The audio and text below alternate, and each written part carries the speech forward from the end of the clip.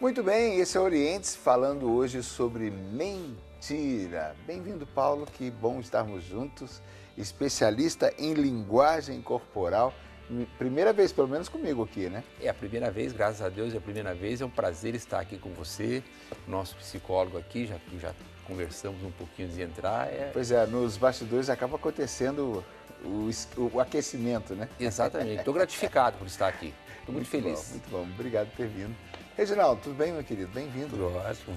É um prazer estar de volta para o programa, um prazer conhecer o Paulo também pessoalmente. Né? A gente sempre vai alargando as relações aqui, né? Exatamente. Conhecendo mais gente que enriquece tanto o nosso dia a dia. Paulo, o papel da mentira é muito... Eu vou deixar você falar, mas antes da gente falar, vamos ouvir o povo falar, então? Vamos. Tem um VT falando sobre a mentira, o povo fala. Vamos lá.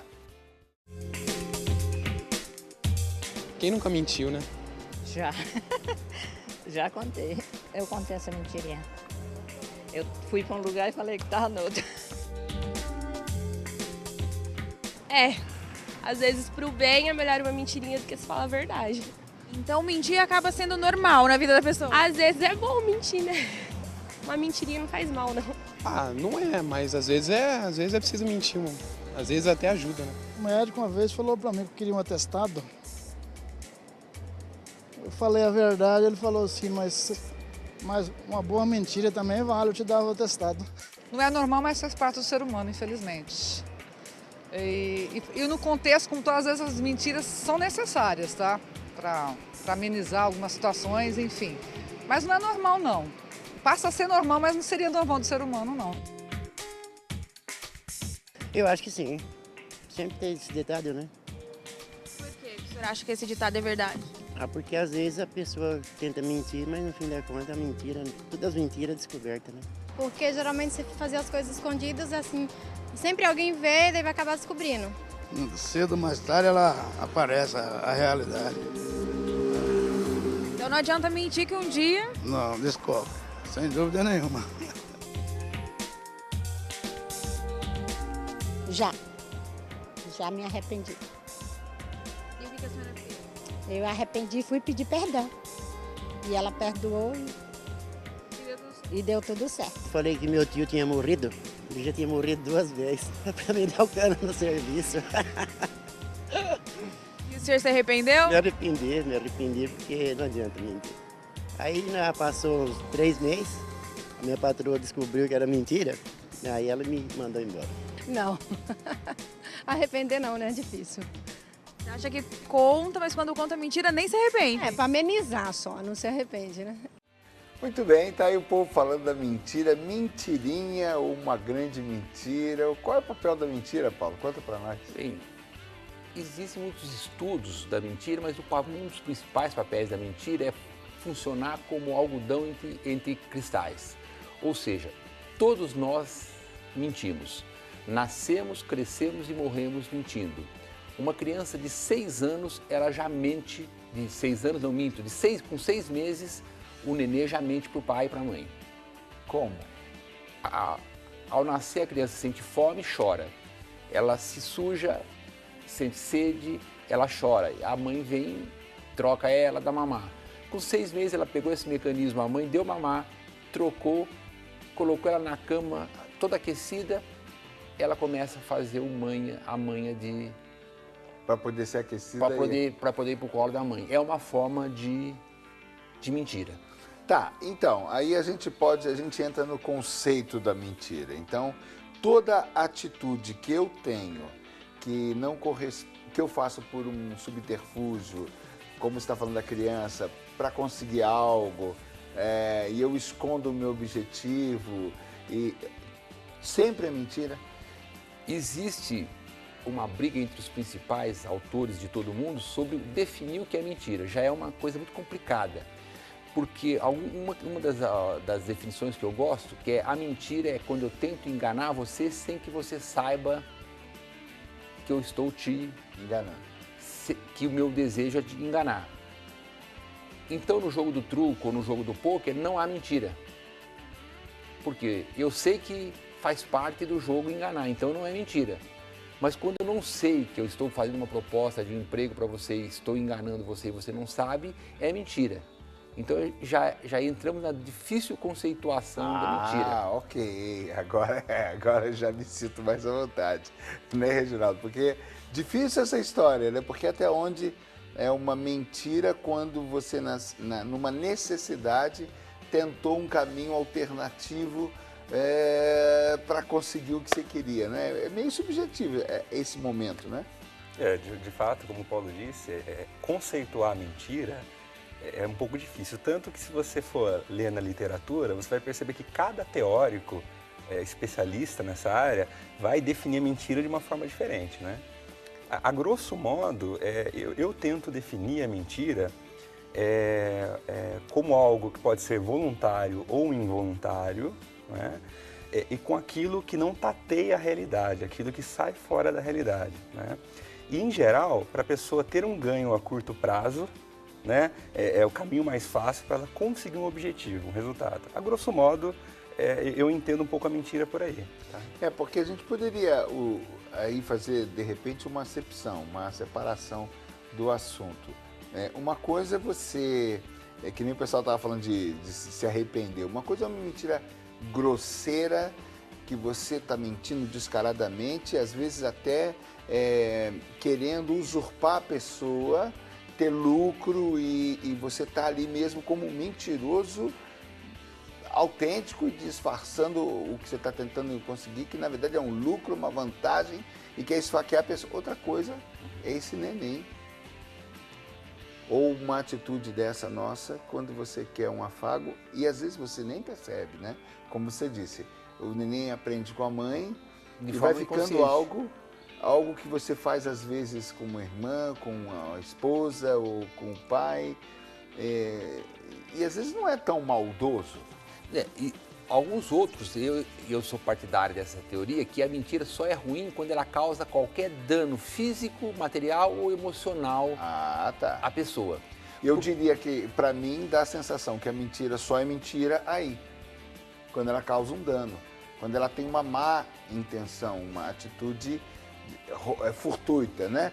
Para roubar, para levar uma vantagem na situação. Quando eu falo que age algodão entre cristais, é porque sem a mentira não haveria sociedade. Certo. Sem a mentira. Então, por exemplo, eu vou visitar um amigo meu que está doente terminal. Eu vou dizer, ele fala, eu estou mal. Eu vou dizer para ele, não, você está bem, vai melhorar. Eu vou tentar dar um consolo para ele. As próprias mães, quando a criança cai, machuca uma parte da perna, quando casar, sara. É uma mentirinha que deixa o quê? A criança fluir. Conforta, né? Exato, que protege, reconforta. Né? Então, aí é uma mentira que conforta e a outra é uma mentira que rouba, que causa um mal, um dano, como você disse. Um dano, às vezes, dano emocional. É claro, quando você não fala a verdade, conceitualmente falando, né, a nível de conceito, não falou a verdade, é mentira. Mas se a gente for pegar a mentira num segundo momento, numa segunda interpretação normal, popular, a gente sente a mentira, sente que é uma mentira quando ela é maldosa, quando ela causa o dano. Quando ela causa o dano. A outra nem tanto, né? Nós escutamos, segundo os teóricos, 210 mentiras por dia. Nossa Senhora! Você passou uma noite em claro, com dor de cabeça, dor de barriga, seu chefe pergunta, bom dia, tudo bem? Você diz, bom dia, tudo bem. Tudo bem. É uma forma do quê? De fluir a conversa. Ele pode falar melhor sobre a autoestima. Às vezes a criança, o adolescente, mente para alavancar a autoestima. Porque ele tem uma necessidade de se fazer igual aos amigos.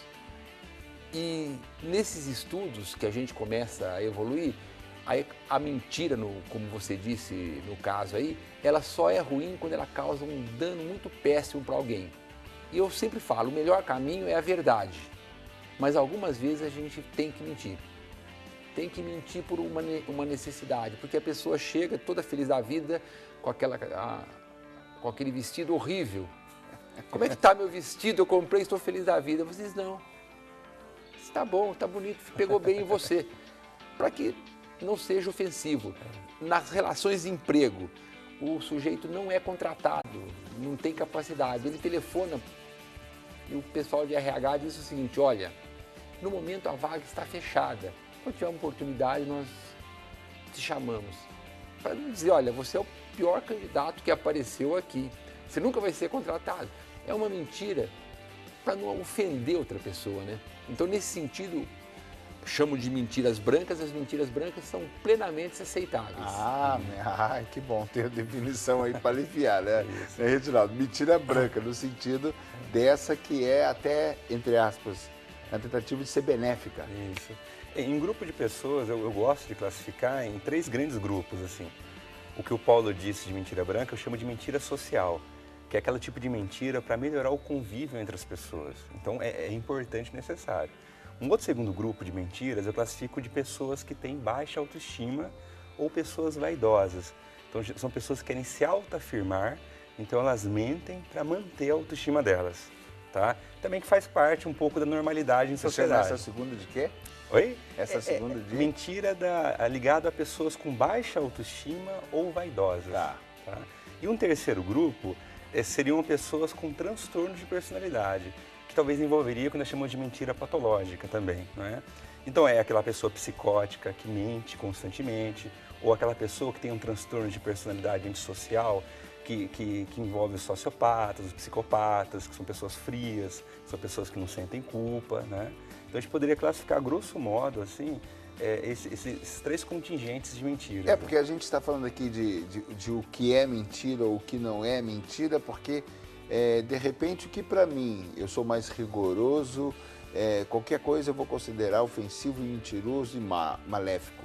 E de repente você já classificou em 2, 3 situações diferentes, como ele também classificou pelo menos em 2, né? A branca e a outra é a... Na realidade, não é uma classificação. É uma maneira de... É uma maneira de você encarar esse tipo de mentira que é chamada de mentira branca. É um nome que foi se dado para simplificar toda uma Sim, grande porque variação de conceito. O que vai acontecer, Paulo? As pessoas vão classificar, você vê, por um lado, as pessoas falando da mentira branca, elas falam, não, mentiria, às vezes até ajuda, é normal, faz bem, não sei o quê. Na verdade, estão falando da mentira branca. Mas existe uma conotação de todo mundo encarando a mentira como uma coisa ruim. E, no entanto, está falando de um lado positivo da mentira. Então, é bom dar uma separada, né? É interessante a gente pensar também na nossa cultura, né, Lécio? É que a palavra mentira, ela de certa forma, ela produz um mal-estar entre as pessoas, né? Porque existe uma ideia moral em relação à mentira, né? Então. E como o Paulo disse mesmo, a mentira ela está imersa na nossa sociedade, na nossa cultura. E aí eu acho que a gente tem que classificar um pouquinho, ou definir um pouco, a intensidade dessa mentira, ou o objetivo dessa mentira, né? Então, a gente já conseguiu classificar? A gente começa com a do neném, esse algodão entre cristais, a mentira branca, que é essa mentira que você busca um aconchego, ou você acolhe o vestido feio da outra pessoa. E o que mais? Por onde mais nós poderíamos avançar? Nós temos uma relação muito ruim com a mentira. E toda vez que as definições são boas, como ele fala, são boas, mas sempre existem zonas cinzentas da mentira. A criança com 3 anos, ela já sabe mentir. Estudos demonstram que o bebê, com 6 meses, ele já dá sorrisos falsos para estranho. Nossa, que interessante. Com 3 anos, a criança é muito inteligente e ela quebra um brinquedo na escola. A professora pergunta, quem foi? Ela diz, fui eu. Você vai ficar na sala de aula no recreio e não vai brincar no parquinho na hora do lanche. A outra que vê, quando ela quebra o brinquedo, ela já pensa 2 vezes dizer a verdade. Em dizer a verdade. Porque na nossa sociedade a mentira se pressupõe punição. Então ela já começa a dizer a verdade. E eu falo para algumas palestras que eu faço no Brasil, eu falo assim, se seu filho não mente, ele é doente. Leva para um médico, para um psicólogo. Porque a mentira é um sinal de inteligência. E as crianças mais populares, os adolescentes mais populares na escola são os que mentem melhor. E a mentira é algo tão fabuloso que existe uma brincadeira que demonstra a inteligência da criança, é o cruzar os dedos. quando ela dizia, eu vou fazer isso. E cruza os E dedos. cruza os dedos. Ela está dizendo que no futuro, o que ela está afirmando agora, ela não vai fazer. A outra diz, não vale, você está cruzando os dedos. O que você está me dizendo, você não vai fazer no futuro. É um sinal de inteligência extremamente desenvolvida. E isso chega até a fase da pré-adolescência. Os pais ensinam as crianças a mentirem, forçam as crianças a mentirem. Vamos dar alguns exemplos fáceis. Toca o telefone, se for fulano, diga que eu não estou. Nós vamos hoje na casa da tia Maricota, e se a tia Maricota oferecer aquele bolo de espinafre, você come e diz que tá bom, senão te coloca de castigo. E aí a criança começa a aprender as vantagens da mentira. Mas quando você falou, por exemplo, aí da criança do castigo, aí entra o medo. Mas o medo no sentido positivo, o medo de preservação, né? Para eu não correr riscos. O medo como o medo natural, o medo benéfico, o medo sadio que nós temos. Isso. Perfeito. A mentira desperta 3 sentimentos. Quando eu vou mentir, eu desperto 3 sentimentos principais. O medo de ser pego é um deles. O segundo, a vergonha ou a culpa. E o terceiro, o prazer. Tem pessoas que mentem por puro e simples prazer de enganar o outro. Então, aí começou. Então, ela tem um lado como você citou, do neném, depois tem um lado até de preservação, de defesa. Até por aí é uma zona, vamos falar assim, não vou dizer positiva, mas não tão maléfica. Porque seria normal, entre aspas. Seria normal, entre aspas, dentro dessa mentira social que você disse, né? Essa mentira social. Quando a pessoa começa a manipular isso em benefício próprio, aí sim, então ela começou a ficar cinzenta. Quando ela começa a manipular, nem sempre você consegue perceber, porque tem pessoas que têm a arte de mentir, são especialistas em mentir. Então você acha que ele está falando a verdade. E aí, quando ele segue pela vida, nós encontramos mais diversos tipos de mentira. Os diversos tipos de mentira e os motivos pelos quais as pessoas mentem. Eu me encanto com um bom vendedor. Porque eu cresci no comércio e eu gosto de ver quando o cara é um bom vendedor. São raros. O bom vendedor, ele não é que ele mente. Eu já comecei a reparar isso. Toda vez que você vai por um caminho negativo daquele produto, um carro que você queira comprar, ele enaltece um outro lado positivo que é real. É real. Então ele fica só destacando a parte positiva, interessante, oportuna, e você se encanta pelo produto, mas ele, nesse fato, ele não está mentindo. Não, nesse fato ele não está mentindo, ele está alavancando a potencialidade do produto. Não é o caso que uma vez eu fui numa loja, o sujeito pegou e mostrou para mim, esse tênis é de couro. E só a ponteira era de couro, o resto tudo era plástico. Ele estava mentindo. Eu tenho certeza que é couro todo. Isso é mentira. Agora, esse couro tem essas qualidades, esse tênis tem essas qualidades, podia eu não ser de couro, ele não estaria mentindo. Então, aí nós temos uma mentira, Reginaldo, social comum nas lojas, nos shoppings, nas propagandas da TV, em todos os lugares, por isso o social diz assim, está na sociedade, mas não é aquela social que a gente falou do vestido feio, né? A gente pode separar essa como mais cinzenta um tanto, não? Você fala o vestido feio? Não, vestido feio é uma mentira social positiva. Agora, essa do tênis que você vai encontrar na loja, o relógio, a propaganda enganosa, aí ela é tão social quanto a outra, que está tão entremeada no nosso dia a dia, normalmente faz parte, mas já é cinzenta, não é? Na classificação como social, ela já fica ambígua, né? Exatamente.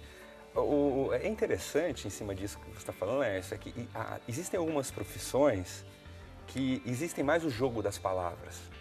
Não é? É verdade. Você disse o vendedor, se a gente for pensar no advogado, no político, são pessoas que trabalham muito com a palavra. Né? Então, é interessante a gente perceber isso, né? Como essa pessoa, ela conta esses fatos dizem respeito à verdade mesmo em si, ou se elas distorcem os fatos para ter um ganho em cima disso. Né? E aí talvez dá pra gente definir uma diferença de um grupo de políticos, entre aspas, honestos, que tentam tatear mais a verdade, não é? Em benefício do grupo, da comunidade, até mesmo porque ele é político, ele foi elegido para se trabalhar para o grupo, né? Daquele político que trabalha apenas para si, apenas para interesses próprios, né? Que aí você com certeza vai usar da mentira, e às vezes de uma mentira muito suja, de uma mentira muito deslavada. Cabeluda. Né? Cabeluda, muitas vezes também. O advogado também é muito interessante, como você citou, porque ele pode simplesmente levantar as questões ambíguas do processo, forçando aqueles que vão julgar a perceberem que não dá para concluir tão claramente assim, que vocês... Peraí, tenham prudência nisso aqui, porque tem esse aspecto, tem aquele... Né? E ele pode ir por esse caminho, mas já começar a forçar uma conclusão que o beneficia e que nem sempre é verdadeira. Você vê que a gente entra na questão da ética também, né? Quando a gente fala de verdade e mentira, nessas atuações profissionais, né? A grosso modo, a ética, o que é a ética? É eu me comportar de uma forma em que eu não vou machucar, eu não vou maltratar, eu não vou ferir o outro, né? Então, quando eu estou seriam algodões entre cristais. Exatamente. Ética de... exatamente. Então, assim, um advogado que tenha ética, né? Ele vai tentar usar um discurso no sentido de tentar resolver aquela situação, não é? De uma maneira honesta, justa, né? Que seria a essência das relações entre as pessoas, né? Muito bem, tá aí, que interessantíssimo falar sobre mentira. Gostei muito desse aspecto positivo da mentira, algodão entre cristais, mentira branca, mentira social, que é comum na nossa convivência até de família. A gente vai avançar mais e mais sobre esse tema. Vamos para o intervalo, a gente volta já já.